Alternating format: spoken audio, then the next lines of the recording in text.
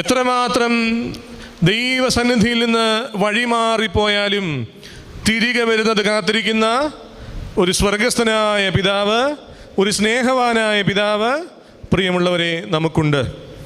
അതുകൊണ്ടാണ് നമ്മൾ പാടുന്നത്, പെറ്റതള്ളയേക്കാൾ ഉറ്റു സ്നേഹിക്കുന്ന ദൈവത്തിന് സ്തോത്രം. അമ്മ മറന്നാലും അപ്പൻ മറന്നാലും മറക്കാത്തവനായ ദൈവമേ എന്ന് നാം വിളിക്കുന്നത് എന്തുകൊണ്ടാണ്? എത്രമാത്രം വഴുതിപ്പോയാലും തിരികെ വരുന്നത് കാത്തിരിക്കുന്ന ഒരു സ്വർഗസ്ഥനായ പിതാവ്, പന്തിഭോജനം ഒരുക്കി നമ്മുടെ വരവിനായി കാത്തിരിക്കുന്ന ഒരു സ്വർഗസ്ഥനായ പിതാവ് പ്രിയമുള്ളവരെ നമുക്കുണ്ട്. നാം ചെയ്യേണ്ടത് ഹൃദയം നുറുങ്ങി അവൻ്റെ സന്നിധിയിൽ ഒരു പ്രാർത്ഥന കഴിക്കണം. അപ്പാ, നിന്നോടും സ്വർഗത്തോടും ഞാൻ പാപം ചെയ്തു, നിൻ്റെ മകനെന്ന് നിൻ്റെ മകളെന്ന് വിളിക്കപ്പെടുവാനുള്ള യോഗ്യത എനിക്കില്ല.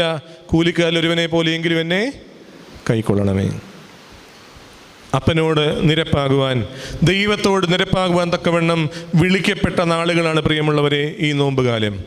ഇല്ല, നിരപ്പിൻ്റെ ശുശ്രൂഷയിലൂടെയാണ് നാം ഈ നോമ്പിലേക്ക്